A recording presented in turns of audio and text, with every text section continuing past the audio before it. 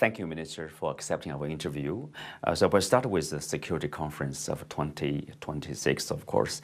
They have this, they convenes, according to their own words, at a time of urgency. If you look at the report out of the 2026 Munich Security Conference report, that is wrecking ball politics. What's your takeaway? Well, I suppose Europe is facing many challenges at this point in time. There are at least 3 sets of challenges that I think we can detect from the European countries, 3 sets of perhaps anxieties, if you like. One has to do with, of course, the war in Ukraine with Russia and how that's going to affect European security going forward. Second set of challenge is a more economic, how Europe competes or work with the rest of the world economically, including with China. And of course, the third set of challenge has to do with the transatlantic relationship and how to establish Europe's role in this new transatlantic relationship. So I think that's why Europeans are thinking very hard about what's the role for them going forward, their place in the world, and how they work together as a European community. Mm-hmm. And that's why I guess they use the word, the urgency to think through some of these issues. Speak of this cross-Atlantic relationship there. Marco Rubio, the top diplomat of the U.S., talked with a different tones, softer than J.D. Vance of last year. But still, people point out the differences remain the same. How do you look at the differences between the two sides? Well, just like in any bilateral relationship, there will be some areas where the two sides agree on and share certain similar perspective, and there will be some differences. And so I don't think it should surprise us whether it's the US-Chinese relationship, the US-European or the European-China relationship. In all bilateral relationship, there will be some elements of similarity and agreement, and there will be some elements of disagreement. The challenge and the real question is not whether there are similarities or differences. The real challenge is how do people manage those differences, overcome those differences, and perhaps look for common ground to achieve what we call win-win relationship. So there's always a saying that says that the challenges won't define us. Our responses to the challenges will define us. Well said. Chinese Foreign Minister Wang Yi also gave a speech at the Security Conference. He talked about improved global governance with the UN at the center, which is a bit different from the U.S. vision of today's world. They stress very much about, nation first, right? Every nation has their own interests. Where is it? The European Union, the European countries? Well, I think the two concepts are not mutually exclusive. I think both China and U.S. will also agree that every country has the right to take care of its own interests first, because every government will have to take care of its people, take care of the country. So to put your own country's interests first is perhaps to be expected. That happens in China, that happens in the US, and I'm sure it happens in Europe as well. Now, having said that, that doesn't mean that there's no need for international institutions. That doesn't mean that international institutions cannot play a constructive and positive roles. Now, that also doesn't mean that we don't have to keep evolving and improving the global institutions. I mean, we will all agree that there's no perfect institutions, because an institution is only relevant if it moves according to the time, evolves according to the times, then the needs of the times. And that is what all international organizations need to do, be it the WTO, the UN, or IMF, and any other organizations. And this is something that I think we should bear in mind, that while we all try to put our interests, our own interests first, our country's interests first, it doesn't mean that we will all be better off without international institutions. Truth be told, many international institutions can find ways to improve its working, and we will continue to evolve that. But it is not good to throw the baby out with the bathwater just because international institutions may not be perfect, and we say that we then don't need any more international institutions. And international institutions, international norms benefit not just smaller countries, they also benefit bigger countries. It's a bit like having a set of traffic rules, having traffic lights. Even if the traffic lights are not working, it is important for us to obey the traffic rules because it is in our self-enlightened interest. And in today's world, we must all remember that while each and every one of us has a right to seek measures to enhance our security, we should not do it in a way whereby we cause greater insecurity in the other parties. Because if it's done in this way, then we are down in a vicious negative cycle where my efforts to improve my security adds to your insecurity, and then the negative cycle will just continue. So I think it's important for us to remember that there's a role for international institutions, there's a role for international norms, even as we try to take care of our country's interests first. The two are not diametrically opposite, and it's not mutually exclusive. Do you think the international rules are still there? You know, if you hear what the European leaders are talking about, I think not long ago, Canadian Prime Minister said, you know, rules-based international order is not that true. And then German Chancellor Merz said no longer exists rules-based international order. I mean, Singapore and other, let's say, size-wise, smaller countries care a lot about rules. How do you see that? Do you think those rules still exist? I don't think it's a correct characterization to say that where we are now, there are no rules at all. It's also not a correct characterization to say that in the past, we had all the rules and the rules work perfectly. And for us, from Singapore's perspective, we have seen how a set of predictable international norms, even if it's imperfect, has helped to alleviate many people, millions of people from poverty over the last few decades. So while we are not saying that the rules are perfect, but the rules, they do perform a certain role to help us to create a more predictable environment, both on the security side and also on the economic side. And the greater the certainty with the rules, the greater the economic opportunities, the greater the chances of us uplifting more people out from poverty, and the lesser the chances of conflict. On the other hand, we can get into the negative spiral whereby the uncertainty itself causes so much disruption, or the uncertainty itself causes such a drop in investment that we are all poorer for it. And when we are all poorer for it, then the chances of conflict is heightened. Are we seeing probably too many cases of not following international rules or international laws? If you look at U.S. attempt to annex, for example, Greenland, talk of making Canada 51st state of the U.S., or what happened in Venezuela, what's happening in Cuba, or a war looming large, you know, over Iran. Are we having too much? Well, throughout history, we will always have various episodes, and we will always have to deal with such episodes and not let such episodes be the norm. In fact, we must, from Singapore's perspective, we will always support the upholding of the international norms. Of course, we can evolve the norms and we can evolve the rules, but I think it's in our collective interest to work together to uphold those rules, because those rules benefit, as I say, not just the smaller countries, but they also benefit the bigger countries. Speak of you know, the increase of understanding or building of trust. You have stressed the importance of countries, you know, building bridges with China to avoid misinterpretation or misunderstanding of intentions, and also have encouraged China to communicate its perspectives as much as others do. Tell us more on that. We are seeing, let's say, a series of visits by Western leaders like Canadian Prime Minister, of course, UK Prime Minister, we have Finland Prime Minister. And so how do you look at the flurry of visits? It's an important step. It's good for the leaders of all countries to send this signal that they are visiting one another, trying to understand one another. But I would add two suggestions. Of course, it's important for the leaders to set the tone of how the bilateral or multilateral relationship should go. But more important than that, I think we need to understand that whether it's Europe, America, or China, these are big entities.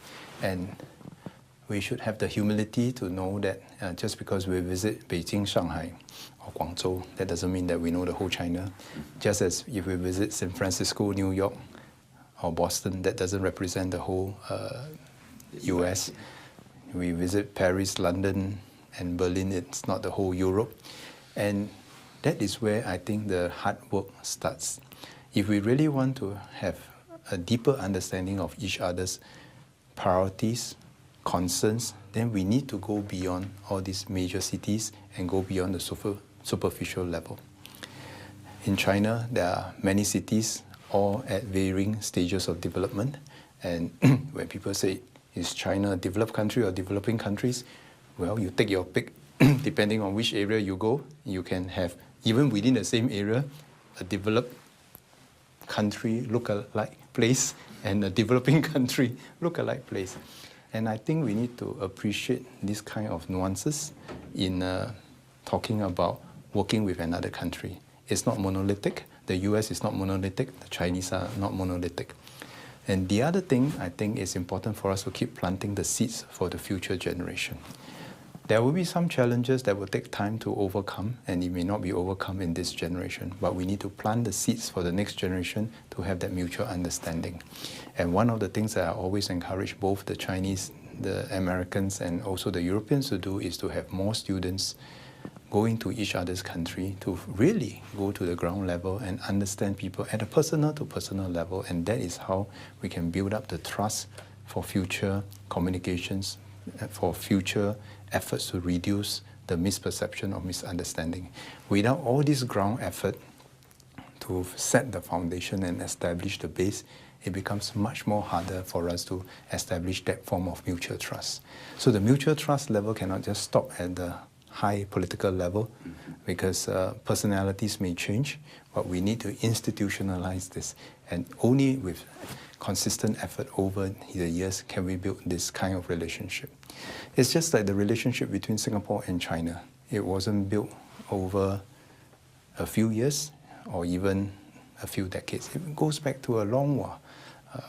We officially established relationship with China only in the 1990s, but we have a long-standing relationship, and our people, and we continue to encourage our people to travel widely in China to really fully understand China at every stage of their development so that we can partner China appropriately at different stages of development and not see China as a monolithic entity where it's homogeneous. China is not homogeneous. China has many different parts. Yeah. And China benefits a lot from cooperation with Singapore, But projects in Tianjin, Chongqing, and other places. Yeah, people are proud of that. Yeah. That starts from planting the seeds of mutual trust. I think if we recall the history of China and Singapore, I would say that it goes back to even the last century and beyond, because there are family ties, but we are now two different society. We have our own interests, but we also share certain common interests. We share certain values, and sometimes we share certain perspective of the world. Sometimes we have a different perspective. But very importantly is that even when there are differences, we share it frankly with one another, and that helps to build trust. Between Singapore and China, we have a very special relationship because we will be able to have forums like what we call the 领导力论坛, which is a leadership forum that I co-chair with the 中组部, the Central Organization Department. I don't think we have this with any other countries, and I don't think China has this with any other countries. It's a forum where we talk about in-depth, the kind of governance challenges according to the times, according to the societal needs. While our two societies may be very different, but there are similar challenges from aging, demographics to the low birth rate, to how we structure our economy. There are many shared challenges. So we can learn from one another, borrow ideas from one another, but ultimately we have to decide for ourselves what is the correct solution for our respective countries. We fully don't expect one another to just blindly adopt the other person's solution. And that is, I think, the basis of how we work the relationship, that even through the toughest of times, we take a long-term perspective to the relationship. There will be ups and downs in a relationship, but it's how we tide through the difficult moments and always look at the long term. So when you mention about the Suzhou Industrial Project, Tianjin Sengtaicheng, Tianjin Eco-City Project, Chongqing Hulian Hutong Project, these are all long-term projects. When we started the Suzhou Industrial Project, that was in the 1990s. Yeah. I would think it would be fair to say that at that point in time, not many countries in the world would have the confidence to invest in China. So for us to invest in Suzhou, it wasn't just about a technology transfer or expertise transfer. It was a statement of our confidence and our conviction that China have the opportunity, have the potential to develop. And we see through Suzhou for the last 30 over years, and it takes that amount of time to build a generation of people who have gone through Suzhou. And the people who have gone through Suzhou, they understand how Singapore works, how China works. They are the bridges for not just China's and Singapore's bilateral relationship today, but they are also the bridge builders for tomorrow. So today, and subsequently, after Suzhou, when they talk about Tianjin Eco-City or Chongqing Connectivity Initiative, they have the fundamentals of that mutual trust, that mutual understanding, to know that each project is different, and each project we will always try to break new grounds to create value propositions for both, despite our differences in size, geography, and societal makeup. Mm-hmm. And I think that's what's special between Singapore and China. I mean, China recently published this documents on the 15th five-year plan, not the whole. This is the outline of such a plan. What do you make of that? The prospect for the next 5 years, of course. Well, I don't see the Chinese latest 5-year plan, the 15th five-year plan, as a 5-year plan only. I see it as in the context of the many 5-year plans over the years. And it is not very difficult to understand the Chinese desired economic trajectory. Over the years, the Chinese economy has grown. The Chinese economy has delivered a better quality of life for millions of Chinese. And in the history of mankind, one can say that this is probably one of the fastest and the biggest uplift of many people from poverty. But China has now reached another stage of development where it is not sufficient just to be what we call a fast follower and to copy the models of other countries. And China has never and will never be able to just copy the model of another country. China will have to find its own way forward. So it's not just about which industry does China want to get involved in. Of course, China will want to be involved in as many industries as possible. But China will also have to evolve its governance model, its economic models, how it relates to the world, its economic relationship with the world, how it organizes its own domestic production and consumption. So these are the bigger challenges that China will have to confront in its own time, just as any other country going through this stage of development. So we should see the China's latest 5-year plan in the context of the longer trajectory rather than just an isolated 5-year plan. Do you look at any opportunities for further cooperation during the next 5 years between Singapore and China, or even longer period of time? We see a lot of potential. If I continue on the story of the Suzhou Industrial Park, when Suzhou Industrial Park first started, it was about manufacturing, about industrialization. But if you look at the Suzhou Industrial Park today, they are going into biomedical science. They are talking about innovation. You look at Tianjin Eco-City, it's not just about building a city, it's talking about the green economy. It's not about green economy with a few new industries that are green. It's about trying to green all industries, right? And that requires a breakthrough.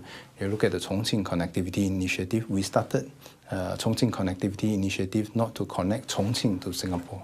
We wanted to connect Chongqing to Singapore and Chongqing to the world, and also to catalyze the Sibu Dakaifa, the development of the Chinese Western area.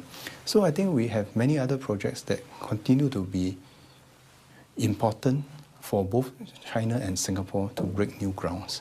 And I am confident that we will continue to be able to find new projects that will break new ground.